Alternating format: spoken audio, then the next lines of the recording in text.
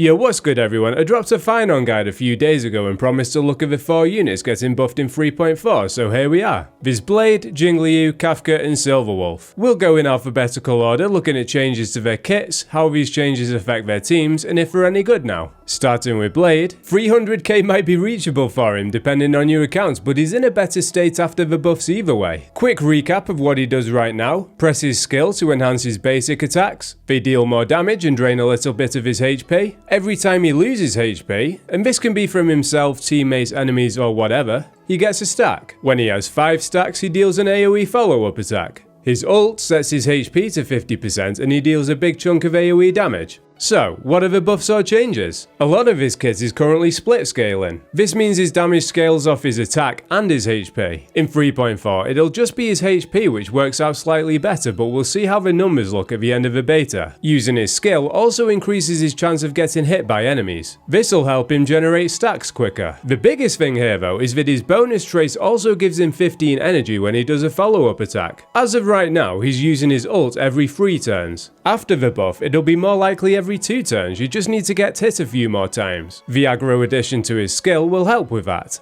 His E1 also got a big buff. Basically, his ult used to deal extra damage to one enemy. Now it's both his ult and his enhanced basic attacks. For a standard unit, you definitely can't complain about that. When he came out, I feel he was designed for dual DPS comps, but that team archetype fell off as they decided to niche down and just straight up power creep everything. The Amphorius units like Mighty and Hyacinth have somewhat given him a new home, and these buffs make him more viable in these teams. Overall, I'd say the buffs aren't strong enough to make Blade worth spending your jades on, but he is salvageable if you already have him, and he's one of the better characters to lose your 50-50 to now. Just know you will want big investments into the other units in the team. Okay, now it's time to talk about my wife, Jingliu. As of right now, you need 2 stacks of whatever the fuck that says, which you can get from using a skill and an ult. When you have 2 stacks, she enters a feral state, where her enhanced skill deals increased damage to 3 enemies. Each enhanced skill consumes a stack. When she has none, she leaves the feral state. Also, her ult deals damage to 3 enemies. As for changes, she scales off HP now instead of attack. We'll talk about how that affects her teams in a minute, but know that the multipliers work out better for her. She also gets an extra stack when she enters feral mode, which is nice because the uptime feels short at the moment. Her trace was changed, so after using a basic skill, she doesn't get 10% action advance anymore and instead gets 15 energy. We'll talk about this in a minute too. Big one here, she gets 44% crit damage when she reduces an ally's HP, which can stack 5 times up to 220%. Theorycraft is saying this might make you want to consider a HP chest piece instead of crit damage so you don't get diminishing returns on the crit damage. E1 got a buff. It used to be that she gets 24% crit damage for 1 turn after using her ult or enhanced skill. Now it's 36%. The second part was that if there was only 1 enemy on the field, she'd deal additional damage to them. Now she deals that damage to the primary target no matter how many are on the field, and the scaling's better. E4 used to give her extra attack, now it gives an extra 20% crit damage per stack in a feral mode, meaning 320 crit damage instead of 220. E6 used to give 50 crit damage in a feral mode, now it gives 20% ice resistance penetration. How does this all change anything? Well, her scaling off HP instead of attack does mean there are some units she synergizes with less, like Robin and Ting Yun, but others she'll synergize with more, like Tribby and Hyacinth. Her dual DPS team with Blade is better now too, and you'll have more luck experimenting and playing her in Caster's teams. It's a pain for farming though, cause now she'll need a HP chest and rope, and I have none of these on set on my account. The 15 energy after using a basic skill is nice if you manage to get another ult off towards the end of a feral state and need to get it back quickly for the next one. It'll be rare that this happens though, and what's more likely is you go into a feral state with the ult ready, but you can't use it yet until you've used an enhanced skill, so you're not wasting the stack that the ult regenerates. This was already an issue and it's a shame it's not been addressed. Overall, her multipliers are slightly better with the HP scaling, and the 220% crit damage is big. She gained some strong teammates, but she had to lose some. The extra stack in a feral state is appreciated, but a lot of the issues are still present. The downtime is rough, and that hasn't been addressed either. There's still time for them to change all these characters though, and I think they will, to be honest, so we'll see.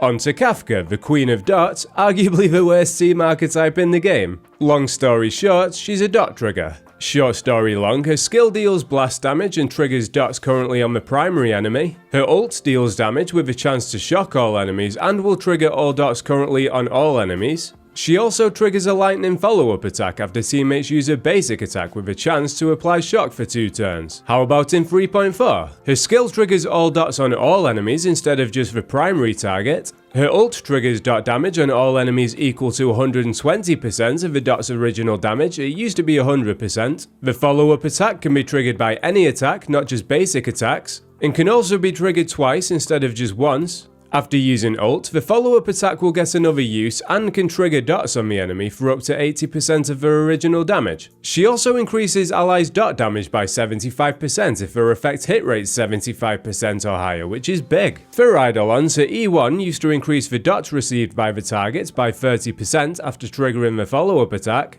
Now it can be triggered by any attack. E2 used to buff the team's dot by 25%. Now when the follow-up attack triggers, it increases Kafka's attack by 25%, stacking twice and for 3 turns. Do these changes make dot meta viable? They don't, unfortunately, because while they are fairly decent buffs to Kafka, the team is still lacking. I know Huohuo is good for dots, but there could definitely be a more niche sustain unit that pushes the ceiling higher. If you're buffing Kafka, it'd be an idea to buff Black Swan as well. Maybe they will in future patches. 3.4 is releasing a new dots planar ornament set, and it's speculated that we'll be getting a playable dots unit before the end of Amphorius. Was it High Silence? I can't remember how to pronounce it. You know the one I'm talking about. Silver Wolf, the last unit in this list. Do you remember when people said she's future-proof? Yeah, that one didn't age too well. Right now, her skill has an 85% base chance to implant a weakness of an on-field character's element on the target enemy. It'll also shred the enemy's resistance to that element with a chance to further shred its resistance to all elements. Her ult deals damage to an enemy with a chance to lower its defense. Her talent has a chance to reduce the opponent's attack, defense, or speed every time she attacks, which is referred to as implanting a bug. She also has a 65% base chance to implant one when an enemy's weakness is broken. The buffs are pretty good for Silver Wolf, to be fair. Her skill has a 120% base chance to implant the weakness instead of 85%. Also, it prioritizes the element of the first character in the party, which is big. The RNG aspect of it was a pain, but this gets rid of that. Her ult is AoE now instead of single target, and the chance to reduce their defense is increased from a 100% base chance to 120. Her talent used to have a 72% base chance to implant a bug. Now it's a 100% base chance, and the defense bug is reduced further from 8% to 12%. Also, the chance of implanting a bug when an enemy's weakness is broken is changed from a 65% base chance to 100%. She now regenerates 20 energy at the start of a battle and 5 at the start of a turn. And for every 10% effect hit rate she has, she gets 10% attack up to 50%. E2 also changed. It used to reduce the enemy's effect res by 20%, now it increases the enemy's damage received by 20%, and when it receives an attack from teammates, there's a 100% base chance to inflict a bug. How does all of this affect her? Obviously, I still don't think she'll be competing with some of the best units in the game, but these are genuinely good changes. You can build less effect hit rate on her now and just go for 50%, and then you can give her a little more speed. She can also pop her ult at the start of a battle, which is just a defense shred off rip. What she does didn't change too much, it's just a lot easier to do it now. If you were still using Paler in any situations, you're not now if you have Silver Wolf. Big win for Acheron mains. I even saw someone doing a showcase with a buffed Silver Wolf and Luca, which was cool. Overall, I'd say the buffs are a little underwhelming. I was hoping they'd make these units meta competitive, but it seems they've just buffed them enough that you can salvage something from them with big investment. I think the changes are useful though, in that they will synergize better with future units like we discussed with Kafka. I'm looking forward to trying out Jingliu because she's my favourite unit in the game, the first one I pulled a signature light cone for, and even if she's still no good on floor 12, I can use her on floor 11 again and maybe sometimes in Apocalyptic Shadow. I dropped a finding guide a few days ago, and I'm going to look at some of the 4-star light cones coming in 3.4 soon too. Subscribe to the channel if you're interested in those, and take it easy.